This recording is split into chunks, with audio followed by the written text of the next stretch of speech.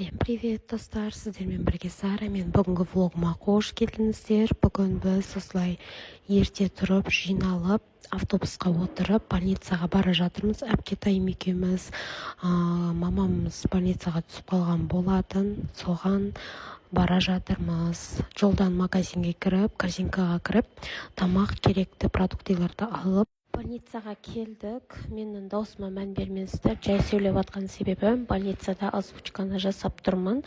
Мен бүгін больницада қалатын болып шештім. Себебі врачтармен сөйлестік. И больницаға анашымның қасында қалатын болдым. Сондықтан да 2-3 күн больницада болатын боламын. Анашымның қасына келдік, жағдай өте жақсы. Осылай чай тамағын беріп, қасында біраз отырдық. Әпкетайым қайтып кетті, мен анашымның қасында қалдым. Макияж легкий жасап шыққандықтан, осылай влажный салфеткамен кешкісін макияжымды кетіруге дайындалып жатырмын. Палатаныш осындай. Мен алдында жатқан больница жақта орналасқан осы больница. Негізі анашымызға каждый 6 ай сайын осылай больницаға жатып емделіп тұру керек. Сондықтан да каждый 6 ай сайын осылай жатып тұрады.